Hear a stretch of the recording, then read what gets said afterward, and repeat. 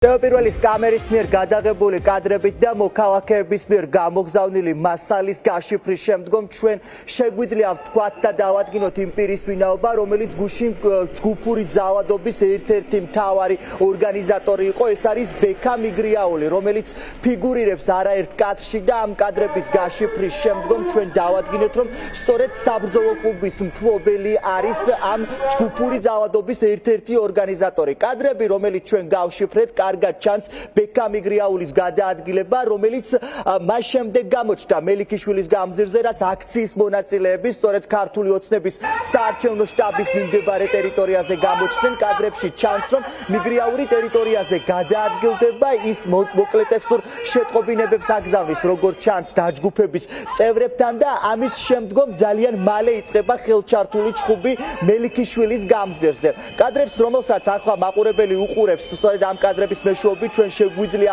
დანამდვილებით ვთქვათ, რომ ბექა მიგრიაული არის სწორედ ის პირი, რომელმაც გუშინ დააორგანიზა ხელჩართული ჩხუბი იმ ახალგაზრდებზე, რომლებიც ევროპული მომავლისთვის იბრძვიან. კიდევ ერთი პირი, რომელიც ხელჩართულ ჩხუბში იყო ჩართული, ეს არის გიორგი შუკვანი. კადრები, რომელიც ჩვენ გავშიფრეთ, სწორედ ამ კადრებში ჩანს გიორგი შუკვანი, რომელიც შინაგან საქმეთა სამინისტროს თანამშრომელს ფიზიკურად უსწორდება. კადრებს ალბათ ახლა მაყურებელი პირდაპირ ეთერში უყურებს, ეს არის სისხლის სამართლის დანაშაული და გიორგი შუკვანი სწორედ ამ ქმედების შემდგომ სამართალდამცველებს უნდა გადაეყვანათ დროებითი მოთავსების იზოლატორში, თუმცა სამართალდამცველებს გიორგი შუკვანი და არც ერთი ის პირი, რომელიც ამ თავდასხმაში იღებდა მონაწილეობას, ამ დრომდე არ დაუკავებიათ. საინტერესო იყო კიდევ ერთი გარემოება, რაზეც საუბრობდნენ აქციის მონაწილეები. ისინი ამბობდნენ, რომ ქართული ოცნების მხარდამჭერებს ჰქონდათ ხელკეტები, რომლითაც აქციის მონაწილეებს უსწორდებოდნენ. ჩვენ რა თქმა უნდა ეს კადრებიც გავშიფრეთ და პირი, რომელიც მელიქიშვილის გამზირზე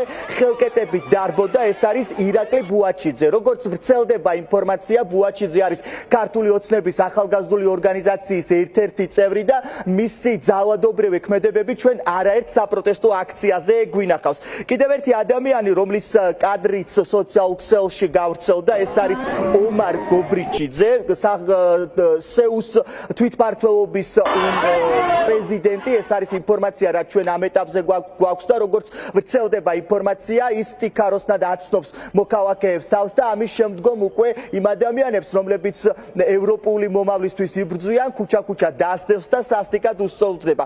ჩვენ გვაწვდიან ინფორმაციას იმის შესახებაც, რომ ომარი არის მე-6 პენიტენციური დაწესებულების უფროსის მოადგილის შვილი, თუმცა ჯერჯერობით ეს არის დაუზუსტებელი ინფორმაცია. ეს არის ინფორმაცია, რომელსაც ჩვენ მოქალაქეები ამ დროისთვის გვაწვდიან. ეს არის მცირე ჩამონათვალი იმ ადამიანების, რომლებიც ხელჩართულ ჩხუბში იღებდნენ მონაწილეობას. კიდევ ერთი პირი, რომელიც ჯებირით უსწორდებოდა აქციის მონაწილეებს, რკინის ჯებირის ჩარტყმას ცდილობდა ქალებისთვის, რომლებიც მელიქიშვილის გამზირზე იყვნენ შეკრებილები, ეს არის ლევან თოფურიძე.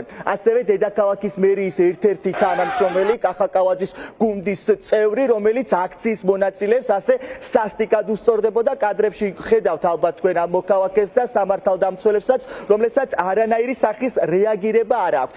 კიდევ ერთი პირი, რომლის იდენტიფიცირებას ამ დროისთვის მოვახდინეთ, ეს არის კოსტა ობოლაძე, ასევე ქართული ოცნების ახალგაზრდული ორგანიზაციის ერთ-ერთი წევრი, რომელიც როგორც სამართალდამცველების, ასევე აქციის მონაწილეების მისამართითაც განსაკუთრებული აგრესიით გამოირჩეოდა, თუმცა როგორც ჩანს, არ არსებობდა გუშინ პოლიტიკური ნება იმისა, რომ დაეკავებინათ ქართული ოცნების ჯგუფური ძალადობის წევრები, რომლებიც მოქალაქეებს ქუჩა-ქუჩა დასდევდნენ და მათ სასტიკად უსწორდებოდნენ. უდნელად მოაყენეს ორი მანქანა. ამ ორი მანქანიდან გადმოცვიდნენ ტიტუშკები, ოფისიდანაც გამოცვიდნენ ტიტუშკები და ძალიან ცოტა ადამიანი ვიყავით რეალურად 50-მდე დაგვიწყეს განურჩევლად ყველაფრის სარტყმა. ერთ ადამიანზე მოდიოდა თითო კაცი. სახეები არც ჰქონდათ დაფარული, განსხვავებით დეკემბრის დღეებიდან, როდესაც ტიტუშკებს სახეები ჰქონდათ დაფარული. მამაკაცი ეკავა ხელკეტი შავი და პოლიცია როცა ეუბნებოდა, რომ მომეციოს ხელკეტი, ეს მამაკაცი ეუბნებოდა, რომ თქვენიანი ვარო, ესეც როგორც სიმპტომატურია, რომ ეუბნებოდა თქვენიანი ვარო.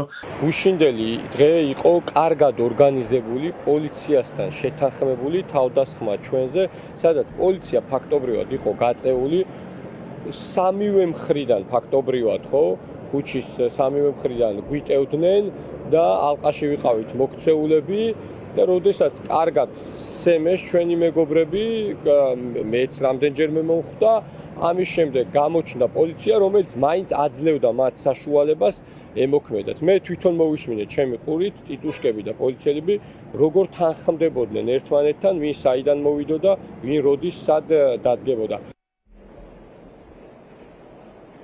ჩვენ ამ წუთებშიც ვშიფრავთ იმ კადრებს, რომელიც გუშინ მელიქიშვილის გამზირზე გადავიღეთ. რა თქმა უნდა, ვცდილობთ ყველა იმ პირის იდენტიფიცირებას, რომლებიც ამ ჯგუფურ თავდასხმაში იღებდნენ მონაწილეობას და რა თქმა უნდა, მაყურებელს შემდგომ გამოშვებებში უფრო მეც მოვყვებით იმ პირების შესახებ, რომლებიც ივანიშვილის გუნდის დავალებით ევროპული მომავლისთვის მებრძოლ მოქალაქეებს გუშინ ქუჩაში ფიზიკურად გაუსწორდნენ.